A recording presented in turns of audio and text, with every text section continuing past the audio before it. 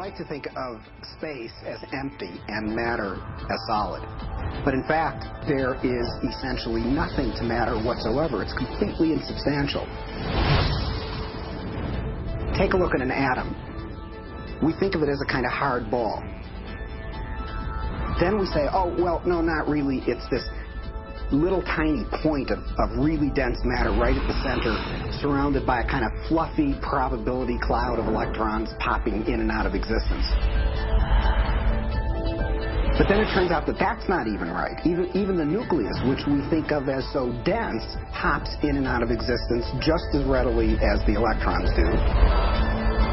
The most solid thing you can say about all this insubstantial matter is that it's more like a thought. It's like a concentrated bit of information.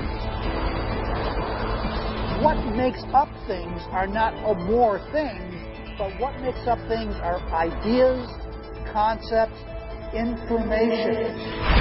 It's only in conscious experience that it seems that we move forward in time.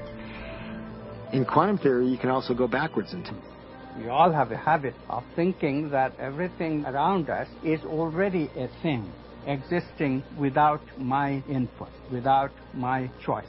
You have to banish that kind of thinking. Instead, you really have to recognize that even the material world around us, the chairs, the tables, the rooms, the carpet, camera included, all of these are nothing but possible movements of consciousness. And I'm choosing moment to moment out of those movements to bring my actual experience into manifestation. This is the only radical thinking that you need to do. But it is so radical, it's so difficult, because our tendency is that the world is already out there, independent of my experience.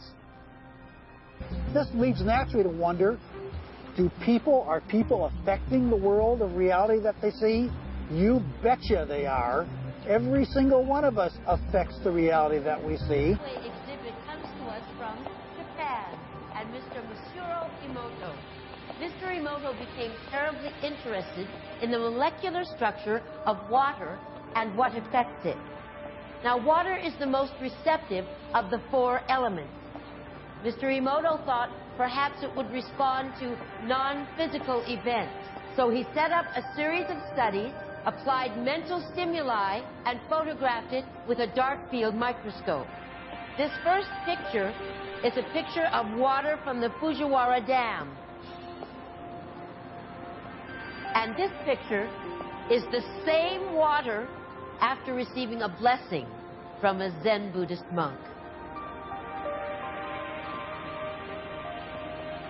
Now, in this next series of pictures, Mr. Emoto printed out words, taped them to bottles of distilled water, and left them out overnight.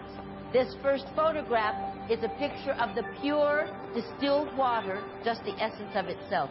These subsequent photographs, as you can see, are each different. This is the chi of love. And we move along here to thank you. And you can see where he taped that to this bottle here. But if you read Japanese, you already knew that. Now, Mr. Emoto speaks of the thought or intent being the driving force in all of this. The science of how that actually affects the molecules is unknown, except to the water molecules, of course.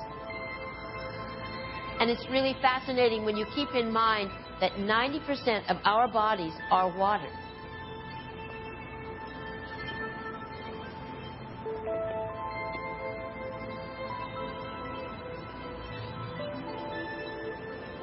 Makes you wonder, doesn't it? If thoughts can do that to water, imagine what our thoughts can do to us.